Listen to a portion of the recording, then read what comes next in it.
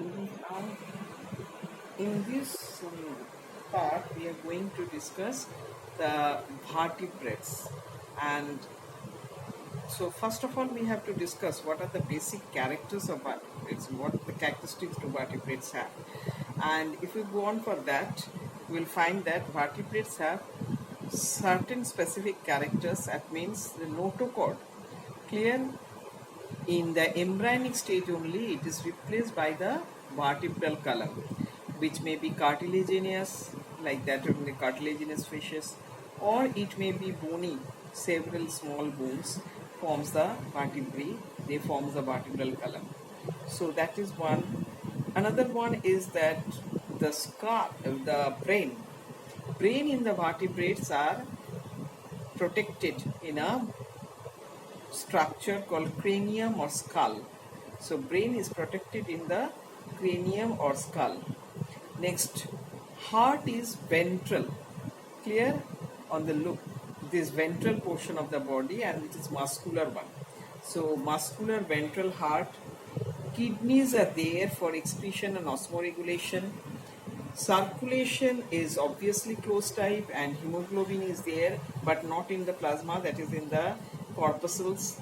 Clear? Endocrine glands are there for regulating the metabolism. Reproduction only by sexual means. We don't find any asexual means of reproduction in vertebrates. And there are paired appendages. Clear? That is limbs. All these paired appendages or limbs, that it may be limbs, which may be fins, are there. So this is how we are classifying vertebrates. They may be agnatha or they may be gnathostomata. Agnatha means they are without any jaws, and gnathostomata are with jaws. And under agnatha there is only one class, that is cyclostoma. Clear? But under gnathostomata, so gnathostomata can be divided into two super classes, that is Pisces and Tetrapoda. Pisces are the fishes-like organism, and Tetrapoda which are having 4 limbs. Clear? So, and these superclasses can be again divided like Pisces. The superclass can be divided into two classes, chondric thighs and ostrich thighs. And this superclass Tetrapoda can be divided into amphibians, reptilians, aves and mammals. So this is the basic outline of classification of the vertebrates, and now we will be discussing each of them. So first of all, class cyclostoma. Clear? So you can see here there are various organisms under cyclostoma. These are Petromyzon.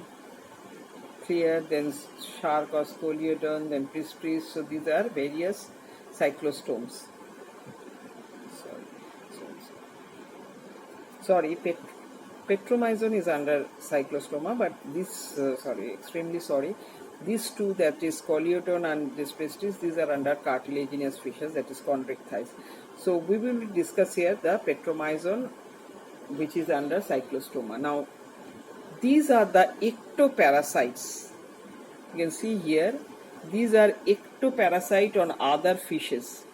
They may be living in the freshwater or they may be in marine, and they are ectoparasite, that means lives on the surface of the other fishes. Now they have elongated body. You can see here the body is elongated one, elongated body, bearing 6 to 15 pairs of gills. So these are the gills. So bearing 6 to 15 pairs of gills, slits. Clear? These are the 6 to 15 pairs of gill slits for respiration. The mouth, you can see here, they are circular. Mouth is circular, and that of sucking without jaws. Already we have discussed these are under agnatha, so they don't have any jaws. So they have sucking circular mouth, and where jaws are not present. Clear? Body is devoid of scales. There is no proper scales, and paired fins. You can see their fins are there but not paired. One. Clear? In one side we can find, but we don't find any paired fins. So body is devoid of scales and paired fins. Cranium and vertebral column, what they have, they are, since they are the under vertebrates, so they should have cranium and the vertebral column, as we have discussed, but that is also made up of cartilage. Clear? That is cartilage, with persistent notochord. Head is poorly developed. Circulation is closed type, because since vertebrate we have closed type of circulation. They are marine in nature, but what they do during their spawning, clear, they comes to the fresh water. And the most interesting thing is that after spawning, they generally dies within few days. The larva then, after the metamorphosis, returns to the sea. Now, kidney is mesonephric. They are poikilothermal, that means cold-blooded animal. Their body temperature changes with the external temperature. And gonads are single, they have single gonads. Fertilization is external, so they lay eggs, unfertilized eggs in the water, and also the sperms are also released in the water where the fertilization takes place.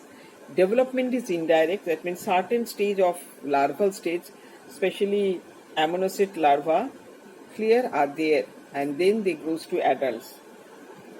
So this is about the cyclostoma.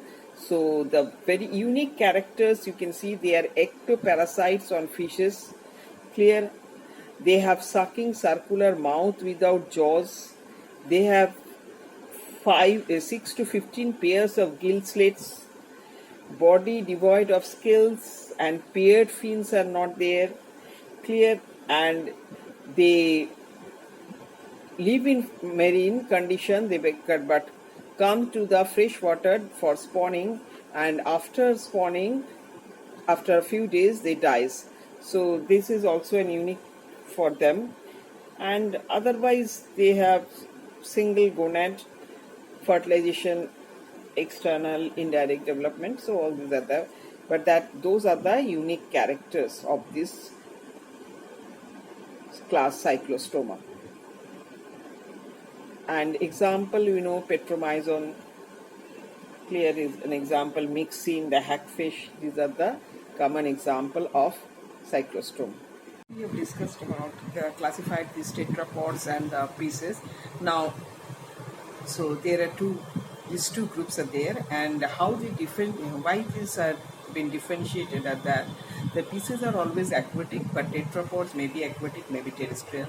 Now, pieces, they have the scales which are in the species we find, they are dermal origin, but in dermal exoskeleton scales, but in tetrapods we have epidermal scales. They have epidermal scales or exoskeleton, which may be scales, which may be hairs, which may be feathers. So that exoskeleton have an epidermal origin. And in pieces, obviously there are gills always. Tetrapods maybe have gills, or maybe do not have gills. They have lungs, and in certain cases like that in frog, amphibians, you find gills and all. So, and two-chambered heart in the pieces, but in tetrapods we find 3 to 4 chambered heart. So these are the major differences. And the paired appendages in the pieces are always in the form of fins, but which is in the tetrapods maybe limbs. So likewise they are differentiated. And now we are going to discuss about the pieces. Clear? So there are two classes, that's it, chondric thighs and ostick thighs. We will be discuss about that. So first of all, chondric thighs. Now you can see here, these are the chondric thighs, like Scoliodon, clear, that is shark, then Pristis. These are the chondric thighs, or commonly we call them cartilaginous fishes. So they are the chondric thighs or cartilaginous fishes. So they don't have bones, instead they have cartilage.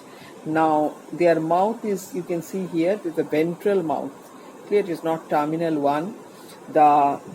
They have ventral mouth, and the body is covered with placoid scales. Obviously they have two-chambered, very small placoid scales which are not very distinct. They have two-chambered heart, clear, that is one auricle, one ventricle.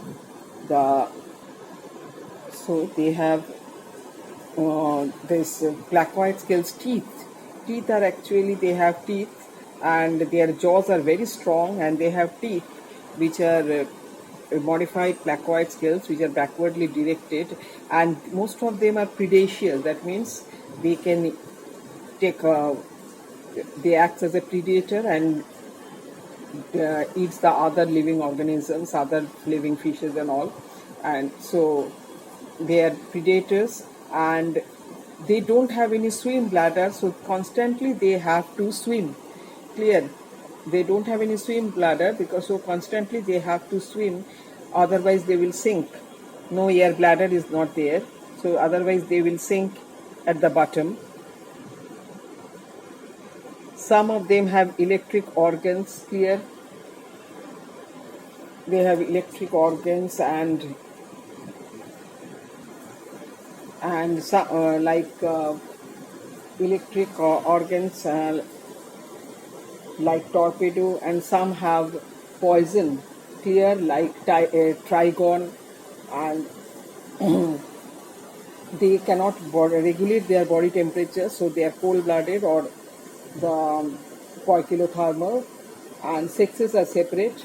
Males often bear the claspers, that is for population with the females, they bear the claspers near the pelvic fins, and their fertilization is internal, and many of them are viviparous. Fertilization is internal, and many of them are viviparous.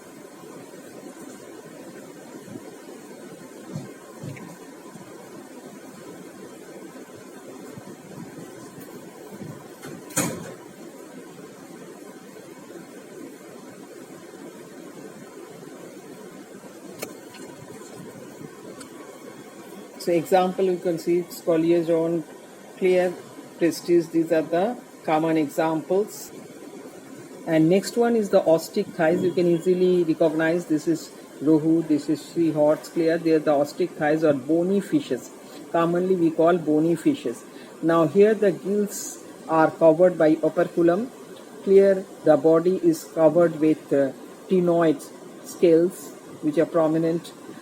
They have they have air bladder, so they can float at a constantly on the at a certain depth of water, and they have two-chambered heart, like one auricle, one ventricle.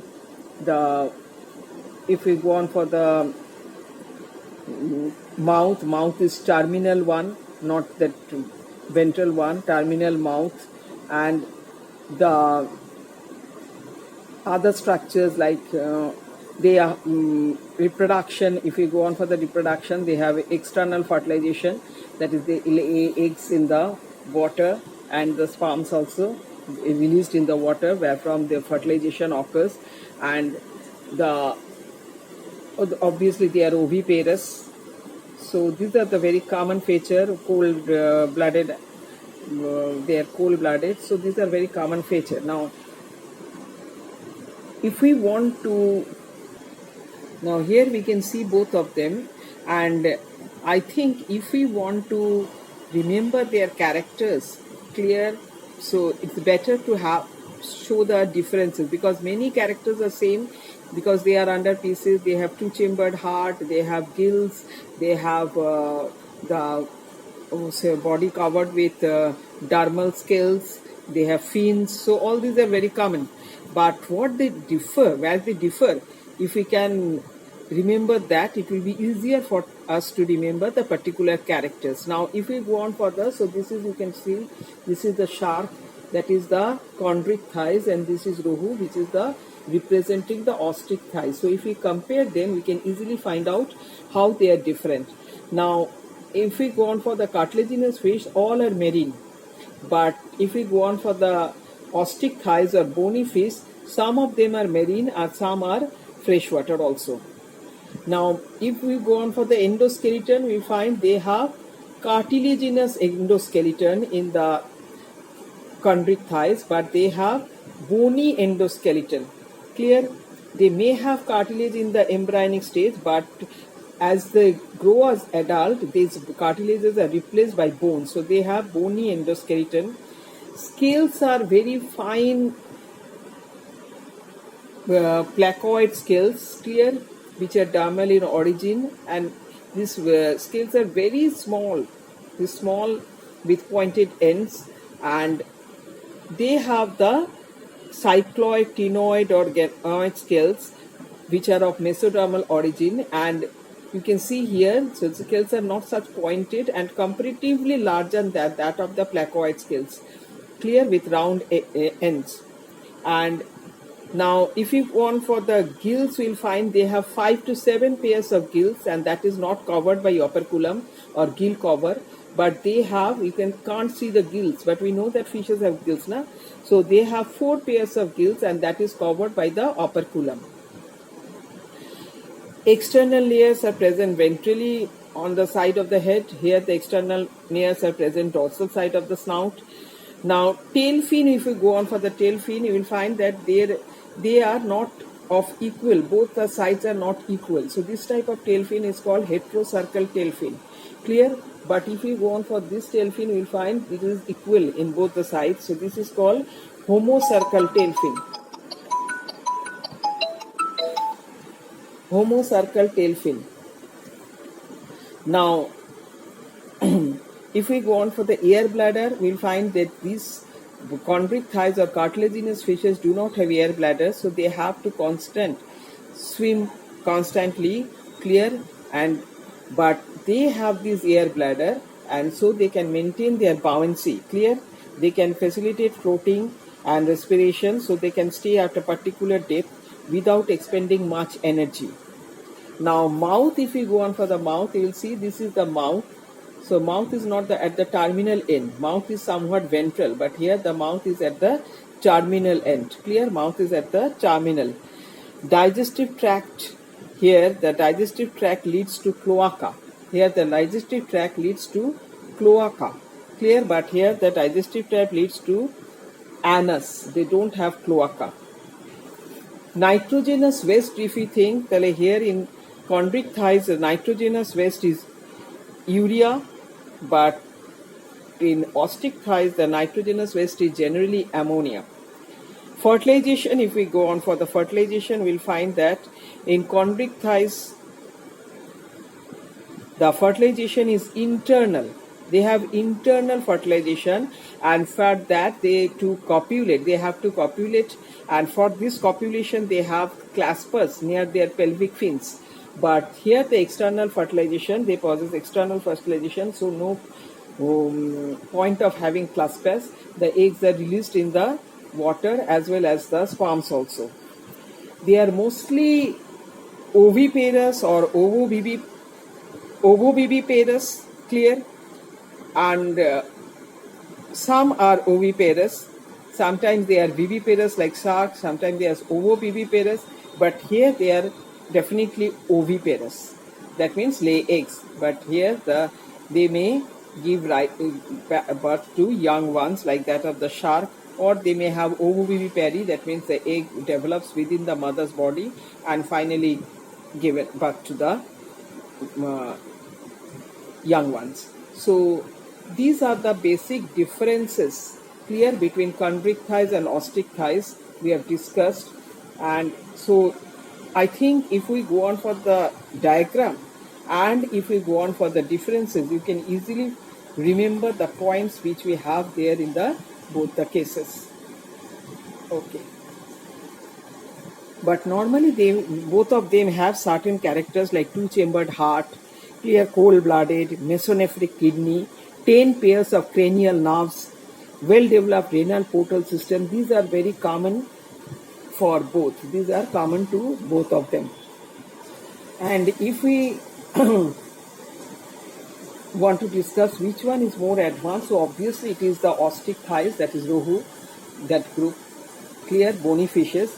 And why they are advanced is because first of all their cartilages have been replaced by the more stronger structure like bones, and they have hydrostatic spleen bladder, so they can float at a particular depth, and they have homocercal tail, you can see, whereas these have heterocercal tail.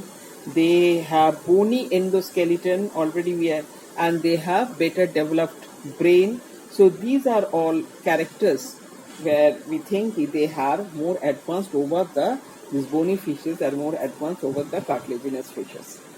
Okay.